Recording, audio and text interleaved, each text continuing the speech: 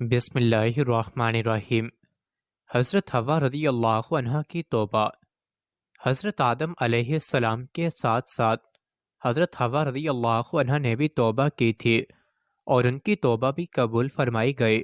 البتہ قرآن کریم میں صرف حضرت آدم علیہ السلام کی توبہ کا ذکر اس لیے ہے کہ حضرت حوا رضی اللہ عنہ حضرت آدم علیہ السلام کے تابع تھی، اور جب مطبوع کا ذکر کیا جائے تو تابع کا ذکر اسی کے ضمن میں ہو جاتا ہے۔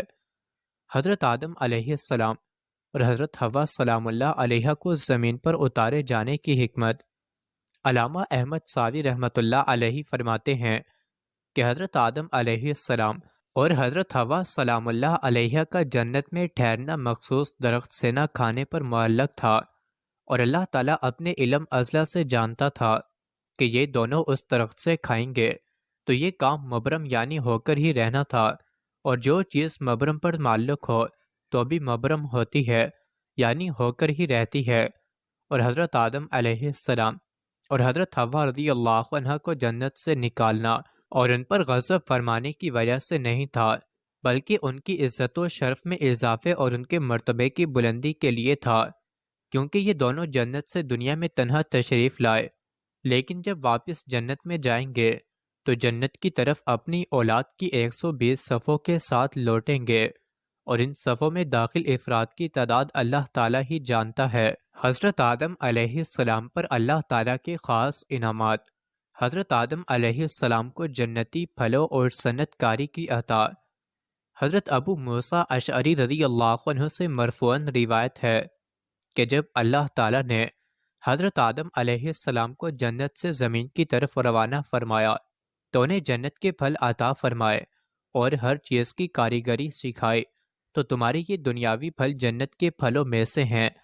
فرق صرف یہ ہے کہ یہ دنیاوی پھل متغیر ہو جاتے ہیں، لیکن جنت کے پھل متغیر نہیں ہوتے۔ نماز کی پابندی۔ علامہ نجم الدین الغازی شافعی رحمۃ اللہ علیہ فرماتے ہیں کہ سب سے پہلے نماز حضرت آدم علیہ السلام نے ادا فرمائی، اور مختلف افعال پر مشتمل خشوع و خضوع والی نماز پابندی کے ساتھ ادا کرنے کا حکم آپ علیہ السلام پر ہی نازل ہوا۔ حضرت ثوبان رضی اللہ عنہ سے روایت ہے کہ حضور نبی کریم صلی اللہ علیہ وسلم نصف النہار زوال کے بعد نماز پڑھنا پسند فرماتے تھے۔ ام المومنین سیدہ عائشہ صدیقہ سلام اللہ علیہ نے ایک مرتبہ عرض کی کہ اس میں کیا حکمت ہے، تو آپ صلی اللہ علیہ وسلم نے ارشاد فرمایا کہ اس گھڑی میں آسمان کے دروازے کھولے جاتے ہیں اور اللہ تعالیٰ اپنی مخلوق کی طرف نظر رحمت فرماتا ہے، اور یہی وہ نماز ہے جسے حضرت آدم علیہ السلام، حضرت نوح علیہ السلام، حضرت ابراہیم علیہ السلام، حضرت موسیٰ علیہ السلام اور حضرت عیسیٰ علیہ السلام پابندی کے ساتھ ادا فرمایا کرتے تھے۔ بیت اللہ شریف کی تعمیر اور طواف۔ حضرت عطا رحمۃ اللہ علیہ فرماتے ہیں کہ حضرت عمر فاروق رضی اللہ عنہ نے حضرت کعب رضی اللہ عنہ سے فرمایا کہ مجھے اس بیت اللہ کے بارے میں بتاؤ کہ اس کا کیا معاملہ تھا۔ حضرت کعب رضی اللہ عنہ نے عرض کی کہ اللہ تعالیٰ نے حضرت آدم علیہ السلام کے ساتھ اس بیت کو آسمان سے نازل فرمایا، یہ کھوکھلے یاقوت سے بنا ہوا تھا، اور حضرت آدم علیہ السلام سے فرمایا کہ بے شک یہ میرا بیت ہے، تو تم اس کے گرد اسی طرح طواف کرنا اور اس کے پاس اسی طرح نماز پڑھنا جس طرح تم نے فرشتوں کو عرش کے گرد طواف کرتے اور نماز پڑھتے دیکھا ہے۔ اس بیت اللہ کے ساتھ فرشتے بھی اترے اور انہوں نے پتھر سے اس کی بنیادیں بلند کیں، پھر ان بنیادوں پر اس بیت کو رکھ دیا گیا۔ جب اللہ تعالیٰ نے حضرت نوح علیہ السلام کی قوم کو غرق فرمایا تو اس بیت کو اٹھا لیا گیا اور اس کی بنیادیں باقی رہیں۔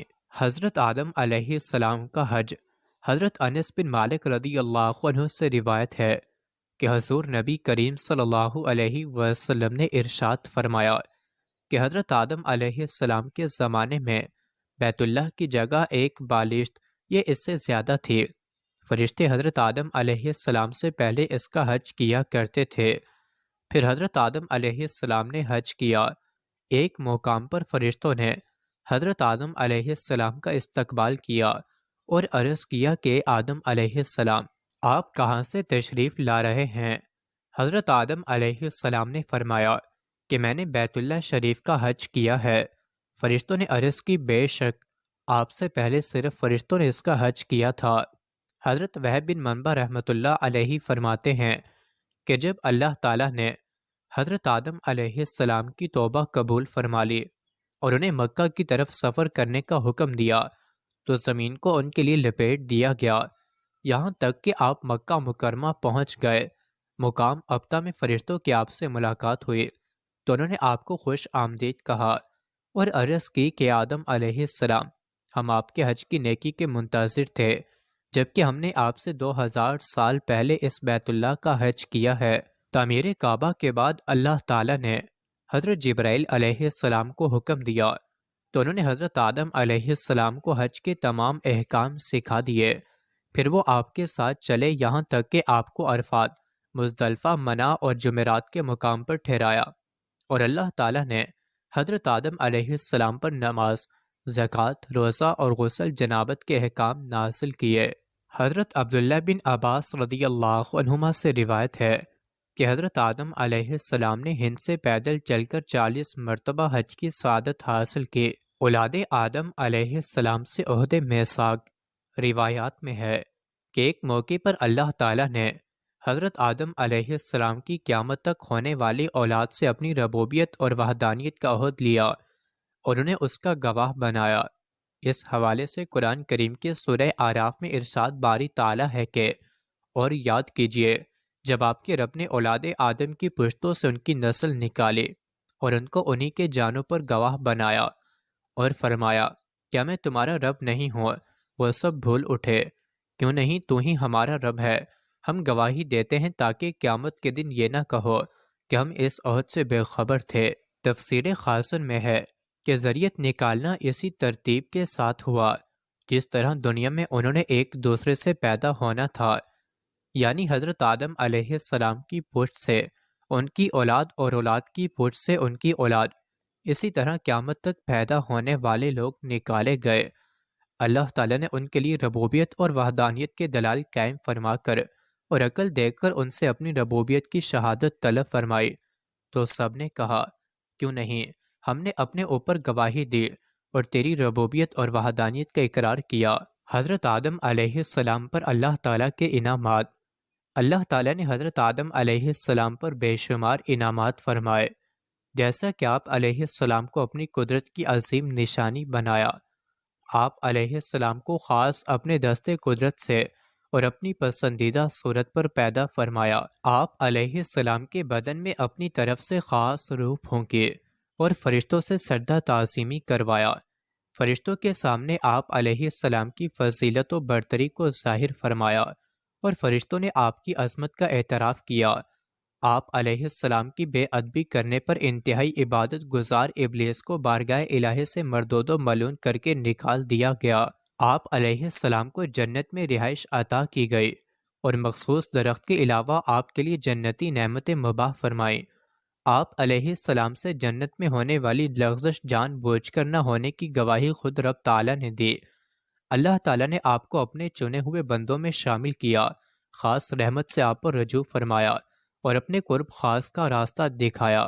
آپ علیہ السلام کو آپ کے زمانے میں تمام جہان والوں پر فضیلت بخشی۔ حابیل اور قابیل کا واقعہ۔ حضرت آدم علیہ السلام کی زندگی میں ان کے دو بیٹوں حابیل اور قابیل کا ایک اہم واقعہ رونما ہوا جسے قرآن کریم میں بھی بیان کیا گیا ہے۔ حضرت آدم علیہ السلام اور سید حوا سلام اللہ علیہ سے نسل انسانی کی ابتدا۔ حضرت آدم علیہ السلام اور حضرت حوا سلام اللہ علیہ کو اللہ تعالیٰ نے اپنی قدرت سے پیدا فرمایا، پھر ان دونوں کے ملاپ سے نسل انسانی کی ابتدا فرمائی، جیسا کہ سورہ النساء میں ارشاد باری تعالیٰ ہے کہ اے لوگو اپنے رب سے ڈرو جس نے تمہاری پیدائش کی ابتدا ایک جان سے کی، پھر اسی سے اس کا جوڑا پیدا فرمایا، پھر ان دونوں میں سے بکثرت مردوں اور عورتوں کی تخلیق کو پھیلا دیا، اور ڈرو اس اللہ سے جس کے واسطے تم ایک دوسرے سے سوال کرتے ہو، اور قرابتوں میں بھی تقوی اختیار کرو، بے شک اللہ تم پر نگہبان ہے۔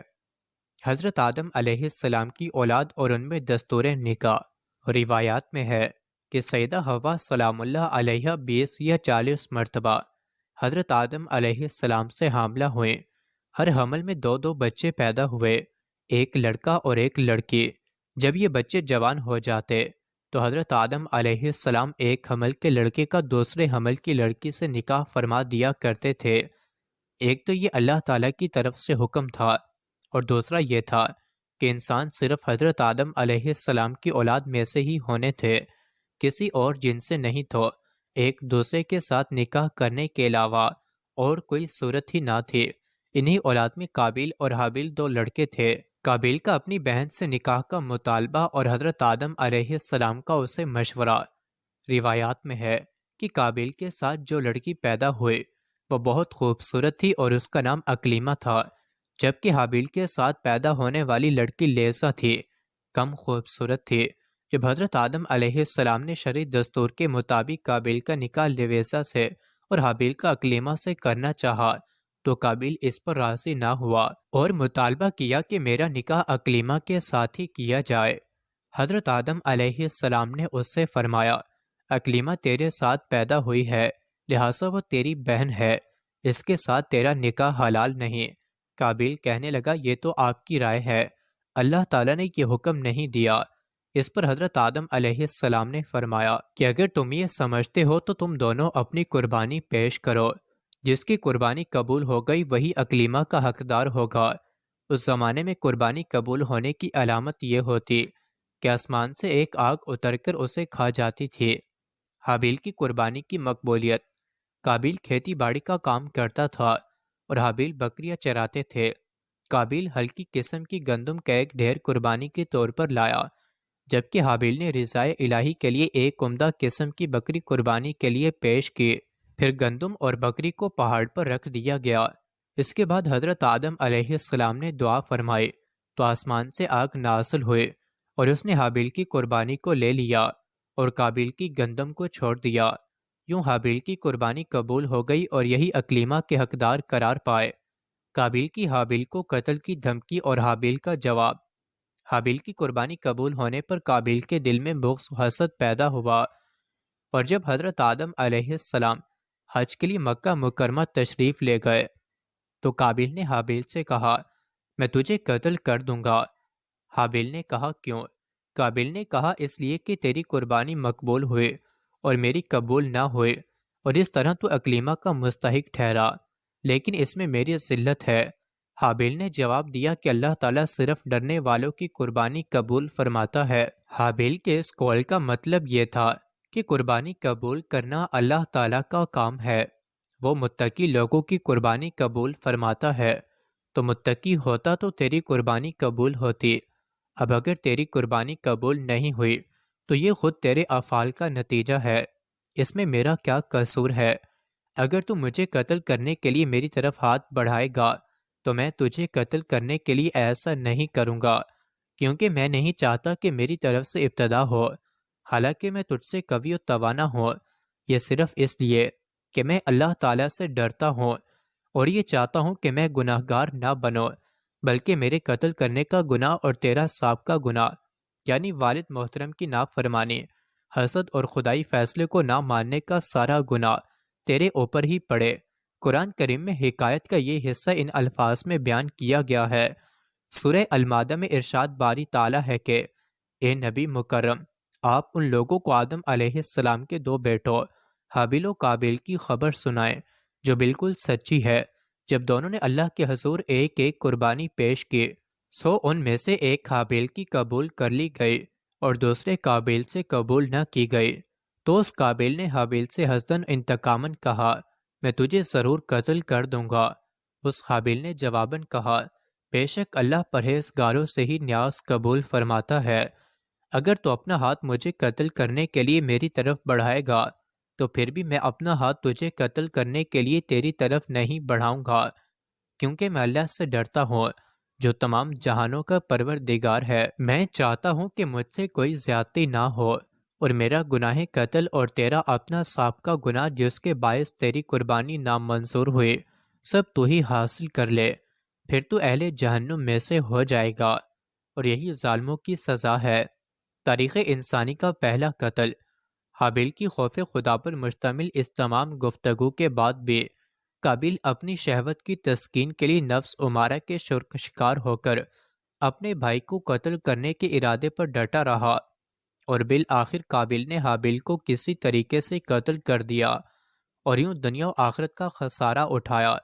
اس حوالے سے سورہ المائدہ میں ارشاد باری تعالیٰ ہے کہ پھر اس قابیل کے نفس نے اس کے لیے اپنے بھائی حابیل کا قتل آسان اور مرغوب کر دکھایا، سو اس نے اس کو قتل کر دیا، پس وہ نقصان اٹھانے والوں میں سے ہو گیا۔ لاش چھپانے میں کوے کی مدد۔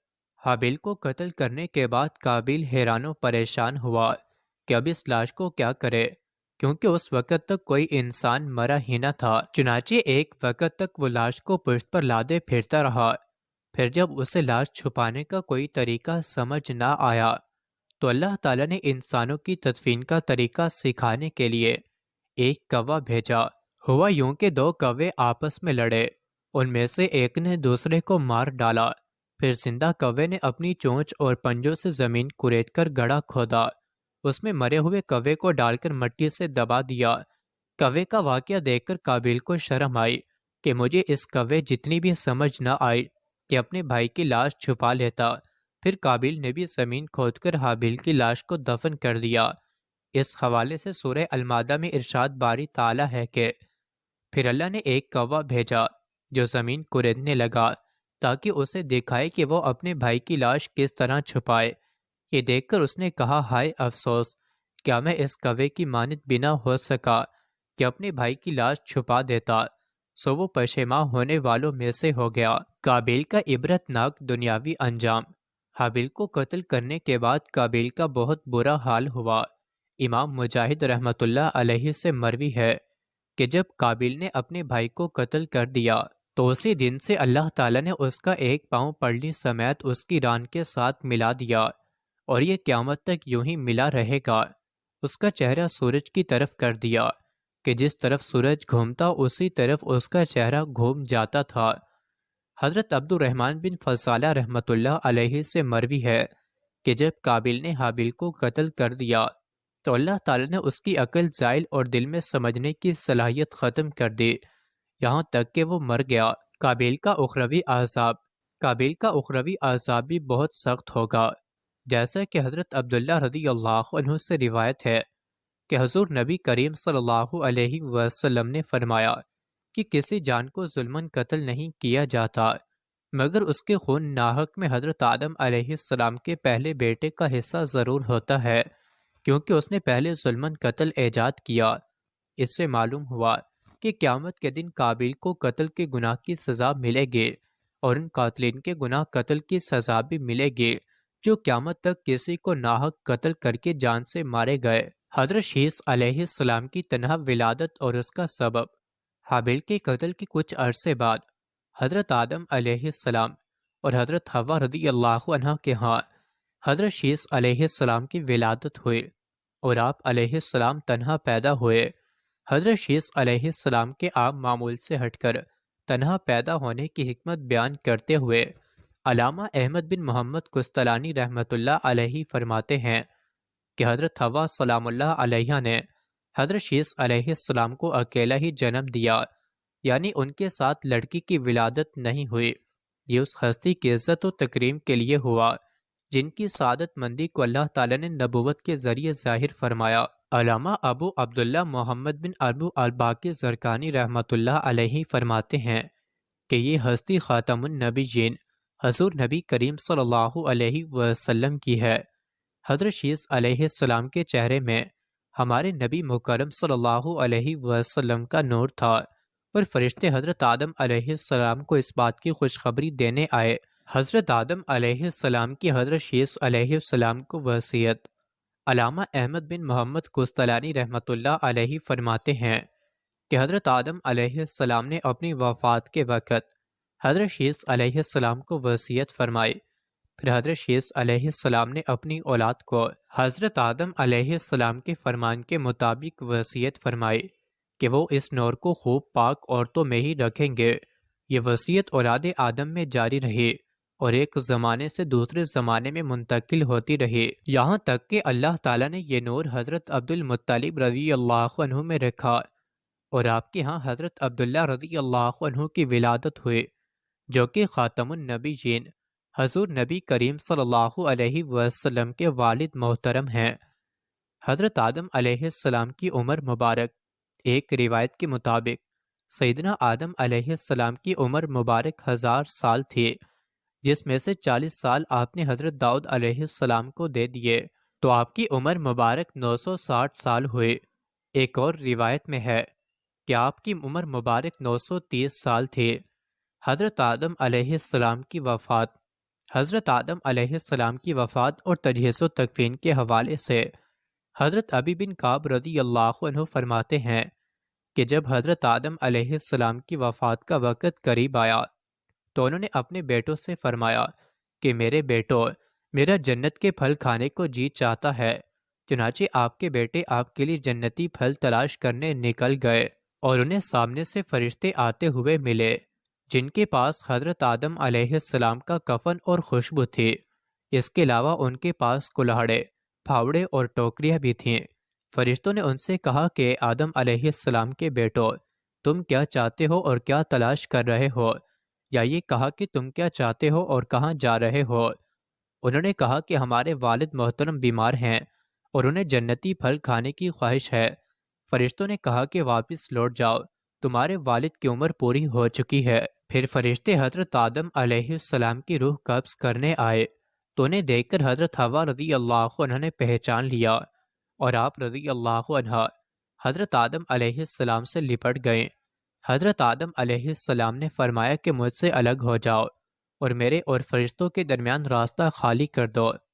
فرشتوں نے حضرت آدم علیہ السلام کی روح قبض کی، انہیں غسل دیا، کفن پہنایا، خوشبو لگائی، قبر کھودی اور لحد تیار کی، اور پھر آپ علیہ السلام کی نماز جنازہ ادا کر کے آپ کو قبر میں اتارا، پھر اینٹیں لگائی اور قبر کے اوپر مٹی ڈال دی اور فرمایا کہ اے اولاد آدم، تمہارے لیے تجہیز و تکفین کا یہی طریقہ ہے۔ حضرت آدم علیہ السلام کا مقام دفن۔ حضرت آدم علیہ السلام کی تدفین کے مقام سے متعلق مورخین کا اختلاف ہے۔ معروف اقوال کے مطابق حضرت آدم علیہ السلام کو ہند میں اسی پہاڑ کے پاس دفن کیا گیا تھا جس پر آپ جنت سے اترے تھے۔ بعض علماء کرام کہتے ہیں کہ حضرت آدم علیہ السلام مکہ مکرمہ میں جبل ابو قبیس کے پاس دفن ہیں، اور بعض علماء کرام کا یہ بھی کہنا ہے کہ جب حضرت نوح علیہ السلام کے زمانے میں طوفان آیا تو آپ علیہ السلام نے حضرت آدم علیہ السلام اور حضرت حوا سلام اللہ علیہ کا جسد مبارک ایک تابوت میں رکھ لیا اور پھر انہیں بیت المقدس میں دفن کر دیا۔ احادیث نبوی صلی اللہ علیہ وسلم میں حضرت آدم علیہ السلام کا تذکرہ۔ ام المومنین سیدہ عائشہ صدیقہ رضی اللہ عنہا سے روایت ہے کہ حضور نبی کریم صلی اللہ علیہ وسلم نے ارشاد فرمایا کہ فرشتوں کو نور سے پیدا کیا گیا ہے اور شیطان کو سیاہ آگ کے شعلے سے پیدا کیا گیا، اور حضرت آدم علیہ السلام کو اس چیز سے پیدا کیا گیا جس کا تمہارے سامنے بیان کیا گیا ہے، یعنی مٹی سے۔ حضرت عمر فاروق رضی اللہ عنہ سے روایت ہے کہ خاتم النبیین حضور نبی کریم صلی اللہ علیہ وسلم نے ارشاد فرمایا کہ اللہ تعالیٰ نے حضرت آدم علیہ السلام کو پیدا فرمایا، پھر اپنی شان کے لائق اپنے دائیں ہاتھ سے ان کی پشت کو ملا تو اس سے مخصوص صورت میں ان کی اولاد نکلی، تو فرمایا کہ میں نے انہیں جنت کے لیے بنایا، یہ جنتیوں والے کام کریں گے۔ پھر حضرت آدم علیہ السلام کی پشت ملی تو اس سے ان کی اولاد نکلی، تو فرمایا کہ میں نے انہیں آگ کے لیے بنایا ہے، یہ لوگ جہنمیوں والے کام کریں گے۔ ایک شخص نے عرض کی کہ یا رسول اللہ صلی اللہ علیہ وسلم، پھر عمل کی کیا ضرورت ہے؟ آپ صلی اللہ علیہ وسلم نے فرمایا کہ یقیناً اللہ تعالیٰ جب بندے کو جنت کے لیے پیدا فرماتا ہے تو اس سے جنتیوں کے کام لیتا ہے، یہاں تک کہ وہ جنتیوں کے اعمال میں سے کسی عمل پر مرتا ہے، اور اس بنا پر اللہ تعالیٰ اسے جنت میں داخل فرماتا ہے، اور جب بندے کو جہنم کے لیے پیدا فرماتا ہے تو اس سے جہنمیوں کے کام لیتا ہے، یہاں تک کہ وہ جہنمیوں کے کاموں میں سے کسی کام پر مرتا ہے جس کی وجہ سے اسے جہنم میں داخل کر دیا جاتا ہے۔ حضرت ابو ہریرہ رضی اللہ عنہ سے روایت ہے کہ حضور نبی کریم صلی اللہ علیہ وسلم نے ارشاد فرمایا کہ جب اللہ تعالیٰ نے حضرت آدم علیہ السلام کو پیدا کیا تو ان کی پیٹھ پر اپنی شان کے لائق ہاتھ پھیرا تو ان کی پوچھ سے ان کی اولاد کی روحیں نکلیں جنہیں اللہ تعالیٰ قیامت تک پیدا فرمانے والا ہے، اور ان میں سے ہر انسان کی 2 آنکھوں کے درمیان نور کی چمک دی۔ پھر انہیں حضرت آدم علیہ السلام کے سامنے پیش کیا گیا تو حضرت آدم علیہ السلام نے عرض کی کہ یا رب، یہ کون ہیں؟ فرمایا گیا کہ یہ تمہاری اولاد ہے۔ حضرت آدم علیہ السلام نے ان میں سے ایک شخص کو دیکھا تو ان کی آنکھوں کے درمیان کی چمک پسند آئی، عرض کی کہ یا رب العالمین، یہ کون ہے؟ ارشاد فرمایا گیا کہ یہ داؤد علیہ السلام ہے۔ حضرت آدم علیہ السلام نے عرض کی کہ یا رب، ان کی عمر کتنی مقرر فرمائی ہے؟ ارشاد فرمایا گیا کہ 60 برس۔ حضرت آدم علیہ السلام نے عرض کی کہ میرے رب، میری عمر میں سے 40 سال انہیں بڑھا دے۔ حضرت خاتم النبیین صلی اللہ علیہ وسلم نے فرمایا کہ جب حضرت آدم علیہ السلام کی عمر 40 سالوں کے علاوہ پوری ہوئی تو ان کی خدمت میں موت کا فرشتہ حاضر ہوا۔ حضرت آدم علیہ السلام نے کہا کہ ابھی تو میری عمر کے 40 سال باقی نہیں۔ فرمایا گیا کہ وہ آپ اپنے فرزند داؤد علیہ السلام کو نہیں دے چکے۔ حضرت آدم علیہ السلام نے یاد نہ ہونے کی بنا پر انکار کیا تو آپ علیہ السلام کی اولاد انکار کرنے لگی۔ حضرت آدم علیہ السلام بھول کر درخت سے کھا گئے، لہٰذا آپ علیہ السلام کی اولاد بھولنے لگی۔ حضرت آدم علیہ السلام نے اجتہادی خطا کی تو آپ علیہ السلام کی اولاد خطائیں کرنے لگے۔ حضرت انس بن مالک رضی اللہ عنہ سے روایت ہے کہ حضور نبی کریم صلی اللہ علیہ وسلم نے ارشاد فرمایا کہ قیامت کے دن ایمان والے جمع ہوں گے اور کہیں گے کہ کاش ہمارے رب کی بارگاہ میں کوئی ہماری سفارش کر دے۔ پھر وہ حضرت آدم علیہ السلام کے پاس آئیں گے اور عرض کریں گے کہ آپ تمام انسانوں کے والد محترم ہیں۔ اللہ تعالیٰ نے خاص اپنے دستے قدرت سے آپ کی تخلیق فرمائی اور آپ کو اپنے فرشتوں سے سردہ کروایا اور آپ کو تمام چیزوں کے ناموں کا علم دیا۔ یہ فضائل یقیناً برحق ہیں، لیکن اس کے باوجود سیدنا آدم علیہ السلام شفاعت کی ابتدا نہیں کریں گے بلکہ اپنا عذر پیش کریں گے، اور بالآخر شفاعت کی ابتدا کا معاملہ خاتم النبیین حضور نبی کریم صلی اللہ علیہ وسلم ہی آ کر شروع ہوگا۔